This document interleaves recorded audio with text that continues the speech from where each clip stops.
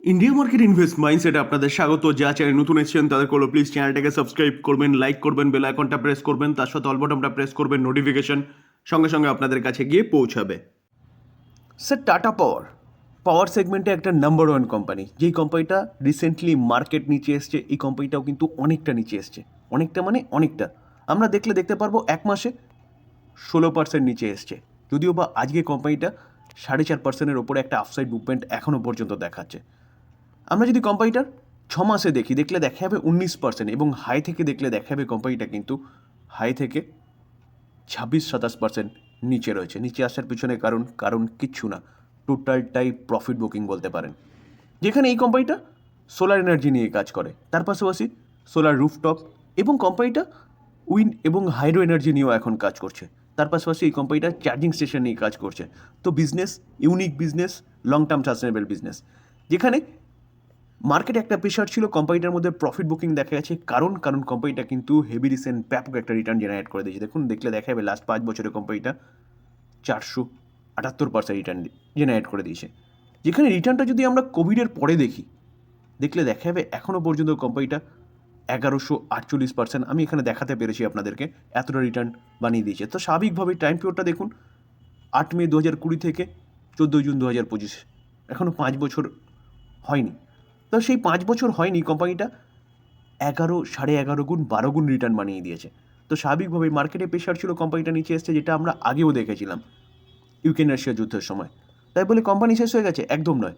Company নিচে এসছে মানে হাই থেকে 26% নিচে আছে, মানে এই কোম্পানি নিয়ে চিন্তাভাবনা করতে পারেন, যেখানে এই কোম্পানিটাকে নিয়ে একটা ভালো আপডেট পাওয়া যাচ্ছে, এবং Q2 এর রেজাল্টও মোটামুটি ঠিকঠাক ছিল। তো চলুন আপডেট কী পাওয়া যাচ্ছে সেটা একটু দেখে নিই। Q3 রেজাল্টের সিজন চলছে। তো Q3-তে এই কোম্পানিটা কবে রেজাল্ট ডিক্লেয়ার করবে সেইটা কিন্তু কোম্পানি জানিয়েছে। কোম্পানির বোর্ড অফ ডিরেক্টর মিটিং করতে চলেছে কবে? টুয়েসডে 4 ফেব্রুয়ারি 2025। তো 4 ফেব্রুয়ারি 2025 এই কোম্পানিটা Q3 রেজাল্ট জানাতে চলেছে। তো আমরা সেদিনকে দেখতে পারবো কোম্পানিটা কীরকম রেজাল্ট করছে। তো স্যার, আমি বারবার আপনাদের সামনে বলছিলাম বা তুলে ধরার চেষ্টা করছিলাম যে মার্কেট পড়ছে মানে ভালো ভালো কোম্পানিগুলো কিন্তু নিচে আসছে। তো আপনাকে এখন চুজ করতে হবে, পিক করতে হবে। তবে আবারও ডিসক্লেমার দিয়ে রাখি, দেখুন আমি কোনো বাই রেকমেন্ডেশন দিও নি, দেবও না, জাস্ট রাডারে রাখার কথা বলছি। যদি আপনার বিজনেস মডেল দেখে ভালো লাগে বা কোম্পানি দেখে ভালো লাগে তাহলে বাই করবেন, আদারওয়াইজ করবেন না। এটাকে কেউ বাই রেকমেন্ডেশন হিসেবে নেবেন না। তো স্যার, কোম্পানি আবারও কিন্তু ছুটতে শুরু করেছে।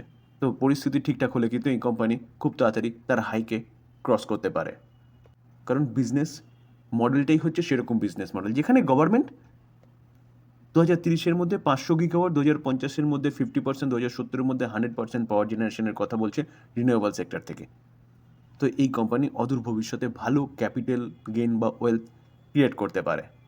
আনন্দ রাথি ওয়েলথ লিমিটেড কোম্পানিটা ব্রোকিং হাউস মিউচুয়াল ফান্ড সেগমেন্টে কাজ করে, যেখানে এই কোম্পানিটার গতকাল রেজাল্ট ডিক্লেয়ার হয়েছিল এবং রেজাল্ট নিয়ে আলোচনা করেছিলাম। রেজাল্ট কিন্তু যথেষ্ট ভালো হয়েছিল। আমরা দেখলে দেখা যাবে, দেখুন এস্টিমেটকে বিট করেছে কত? 7.40% হারে। তো আমরা যদি দেখলে দেখা যাবে, দেখুন ইপিএস কত? 17.30 এক্সপেকটেশন ছিল, সেখানে 18.57, অনেকটা ভালো করেছে। তো তাও কোম্পানি পড়ছে। দেখুন না, এটা কিন্তু কোথাও লেখা নেই যে কোম্পানির রেজাল্ট ভালো করলে পরের দিনই ভালো মুভমেন্ট দেখাবে। তার পাশাপাশি এই কোম্পানিটা কিন্তু 1:1 বোনাসও ডিক্লেয়ার করেছে, শুধু শেয়ার হোল্ডারদের অ্যাপ্রুভাল বাকি। তো তারপরেই কিন্তু অফিসিয়াল রেকর্ডেড অ্যানাউন্সমেন্ট করবে, তার আগে আপনাকে পারচেস করতে হবে, বা যারা হোল্ড করছেন তারা ততদিন পর্যন্ত হোল্ড করলে এই কোম্পানির বোনাসটা কিন্তু আপনারা পাবেন। বিজনেস ইউনিক বিজনেস, যথেষ্ট ভালো কোম্পানি বিজনেস করছে, সেটা আমরা চার্ট দেখলেও বুঝতে পারবো। 1 বছরে 46% রিটার্ন দিয়েছে। আমরা যদি কোম্পানিটার 5 বছর রিটার্ন দেখলে দেখা যাবে 594% রিটার্ন দিয়েছে। কোম্পানিটার 5 বছর এখনও কমপ্লিট হয়নি, 17 ডিসেম্বর 2021 থেকে। তো স্যার, কোম্পানিটা নিচে আসছে মানে কিন্তু বাই করার অপরচুনিটি খুঁজতে হবে। দেখলে দেখা যাবে কোম্পানিটা 4640 হাই মেরেছিল, সেখান থেকে সামান্য নিচে কোম্পানিটা কিন্তু ট্রেড করছে। তো বেস্ট সময় এই কোম্পানি নিয়ে চিন্তাভাবনা করার, যেখানে কোম্পানি কিন্তু বোনাসও ডিক্লেয়ার করেছে। আরইসি এই কোম্পানিটাকে দেখলে দেখাবে, দেখুন আজকের দিনে কোম্পানিটা প্রায় 6.5% মতন এখনও পর্যন্ত আফসাইড মুভমেন্ট দেখাচ্ছে, এবং আর্লি মর্নিংয়ের থেকে যেখান থেকে শুরু হয়েছে সেখান থেকে কন্টিনিউয়াসলি কিন্তু ওপরের দিকেই যাওয়া শুরু করেছে। কোম্পানিটা কী করে? কোম্পানিটা একটা এনবিএফসি কোম্পানি, যেখানে কোম্পানিটা পাওয়ার সেগমেন্টে ফাইন্যান্স করতো, এখন কিন্তু রিনিউয়েবল সেগমেন্টও কোম্পানিটা ফাইন্যান্স করে। হাই মারলে দেখলে দেখা যাবে কত 654 হাই মেরেছে। তো কোম্পানিটা সেখান থেকে কিন্তু অনেকটা ডিসকাউন্টে চলছে। রিসেন্টলি মার্কেট গিরাবটের জন্য এই কোম্পানিটা এতটা নিচে পড়েছে, চলছে কত 475। আমি যদি লাস্ট এক মাসের চার্ট দেখি 15% মতন ডাউন হয়েছে, যেখানে নিফটি দেখলে দেখা যাবে প্রায় 12% মতন ডাউন হয়েছে। এই কোম্পানিটাও কিন্তু পড়েছে। লাস্ট 6 মাসে দেখলে দেখা যাবে কোম্পানিটা 24-25% মতন ডাউন হয়েছে। আমরা যদি কোম্পানিটা লাস্ট এক বছরে দেখি, সিনারিটা একটু চেঞ্জ হয়েছে, 8% মতন পজিটিভ রয়েছে এবং হাই থেকে দেখলে দেখা যাবে কোম্পানিটা কিন্তু অনেকটা ডিসকাউন্টে পাওয়া যাচ্ছে, অ্যাপ্রক্সিমেট প্রায় 26% মতন। এখানে পুরোটা ধরতে পারিনি। আর যদি 5 বছর রিটার্ন দেখি, দেখলে দেখা যাবে কোম্পানিটা 350% রিটার্ন দিয়েছে। রিটার্ন দেওয়ার পিছনে কারণ কোম্পানিটার বিজনেস, যেখানে এই কোম্পানিটা কিন্তু এখন রিনিউয়েবল সেগমেন্টে কাজ করছে, সামনে বাজেট আসতে চলেছে। তো এই কোম্পানিটাকে নিয়ে কিন্তু ভালো একটা নিউজও পাওয়া যাচ্ছে। তার পাশাপাশি পাওয়ার ফাইন্যান্স কর্পোরেশন লিমিটেড, এই কোম্পানিটাও নাম শুনেই বুঝতে পারছেন পাওয়ার সেগমেন্টে ফাইন্যান্স প্রোভাইড করে। এখন এই কোম্পানিটাও কিন্তু রিনিউয়েবল সেগমেন্টে ফাইন্যান্স প্রোভাইড করে, যেখানে আরএসি পিএফসির একটা সাবসিডি, বা বলতে পারেন আরএসির মাদার কোম্পানি হচ্ছে পিএফসি। তো এই কোম্পানিটাকেও দেখলে দেখা যাবে, দেখুন আজকে এই কোম্পানিটা 7% মতন ভালো মুভমেন্ট দেখাচ্ছে। তো এই কোম্পানিটাও কিন্তু আপনারা চিন্তাভাবনা করতে পারেন, কারণ হাই থেকে অনেকটা নিচে রয়েছে। ফান্ডামেন্টাল স্ট্রং কোম্পানি, 580 হাই মেরেছে, সেখান থেকে দেখলে দেখা যাবে কোম্পানিটা এখন 417তে চলছে। আমি যদি লাস্ট এক মাসে দেখলে দেখা যাবে এই কোম্পানিটাও প্রায় 17-18% ডাউনে রয়েছে। আমরা যদি 6 মাসে দেখলে দেখা যাবে 25% এই কোম্পানিটাও নিচে রয়েছে। এক বছরে দেখলে দেখা যাবে কোম্পানিটা 1-2% মতন হাই রয়েছে, এবং 5 বছরে দেখলে দেখা যাবে কোম্পানিটা 327% আপসাইড মুভমেন্ট দেখিয়েছে। তো এই কোম্পানিটাও একই কাজ করে, আর গভর্নমেন্ট রিনিউয়েবল সেক্টর নিয়ে কাজ করছে। লং টার্মের জন্য এই কোম্পানিটা চিন্তাভাবনা করতে পারেন। এই কোম্পানিটা কিন্তু ভালো ক্যাপিটাল গেনের সাথে ভালো একটা ডিভিডেন্ডও পে আউট করে, দেখুন প্রায় 3% করে। আরইসিও ভালো ডিভিডেন্ড পে আউট করে। আমরা যদি এই দুটো কোম্পানি, আরইসি বলুন বা পিএফসি বলুন, এই দুটো কোম্পানি যদি ম্যাক্সিমাম চার্ট প্যাটার্ন দেখি না, দেখুন চার্টে তেমন কোনো দম নেই। কেন দম ছিল না? কারণ বিজনেসেই কোনো দম ছিল না। সেই গভর্নমেন্টের নির্দিষ্ট দামে কোম্পানিগুলোকে বিজনেস করতে হতো। পাওয়ার সেগমেন্টের প্রতি কটা কোম্পানি, কি টাটা পাওয়ার বলুন, একই ক্যাটাগরির মধ্যে পড়ে। তো এখন কোম্পানিগুলো ভালো মুভমেন্ট দেখানোর পিছনে কারণ, প্রায় 2-2.5 বছরে দেখানোর পিছনে কারণ কিন্তু রিনিউয়েবল সেক্টর। তো এই দুটো কোম্পানি কিন্তু আপনি রাডারে রাখতে পারেন লং টার্মের জন্য, যেখানে এই দুটো কোম্পানিকে নিয়ে ভালো নিউজ পাওয়া যাচ্ছে। চলুন নিউজে যাই। আজকে ভালো মুভমেন্ট দেখানোর পেছনে যদি কারণ বলেন, তাহলে কারণ হচ্ছে আইসিআইসিআই সিকিউরিটিস। তো আইসিআইসিআই সিকিউরিটিস এই দুটো কোম্পানিকে বাই রেটিং দিচ্ছে, পিএফসি এবং আরএসিকে, যার জন্য কোম্পানিটা এতটা ভালো মুভমেন্ট দেখিয়েছে। দেখুন আইসিআইসিআই সিকিউরিটিস কী বলছে, যে বাই কল দিচ্ছে, ওকে, এবং টার্গেট দিচ্ছে কত, টার্গেট দিচ্ছে 600 এবং 550। তো 600 কাকে দিচ্ছে, অবভিয়াসলি আরইসিকে, আর 550 দিচ্ছে পিএফসিকে। তো স্যার পিএফসি এবং আরইসি এই দুটো কোম্পানি কিন্তু আপনি রাডারে রাখতে পারেন ইনভেস্টমেন্টের জন্য। লং টার্মে ভালো ক্যাপিটাল গেন বা ওয়েলথ ক্রিয়েট করে দিতে পারে। যেখানে আরইসির যদি ডিভিডেন্ড ইল্ড দেখলে দেখা যাবে, দেখুন 3.5% করে ভালো একটা ডিভিডেন্ড এই কোম্পানিটাও পে আপ করে।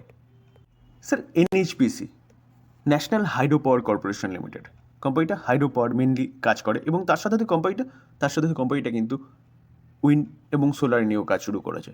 দেখলে দেখা যাবে এটা একটা পিএসইউ কোম্পানি। আজকের দিনে 5.5% একটা ভালো অফসাইড মুভমেন্ট দেখাচ্ছে, যেখানে কোম্পানি কিন্তু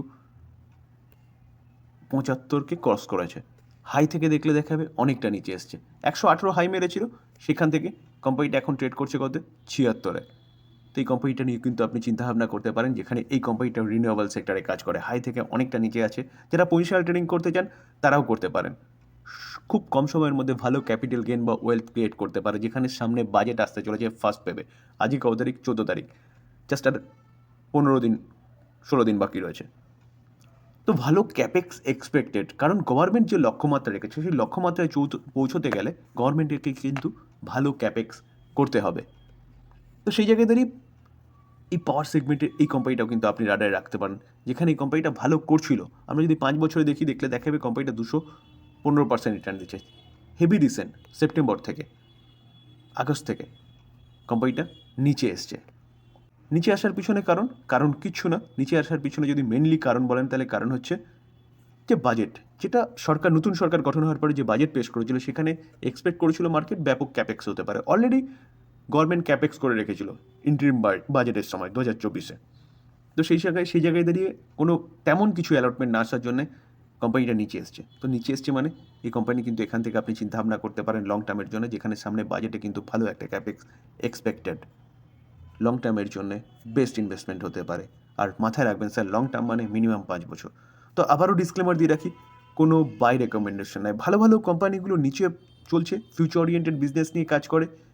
তো এই জায়গায় দাঁড়িয়ে কিন্তু আপনি চিন্তাভাবনা করতে পারেন এই কোম্পানিটাকে নিয়ে।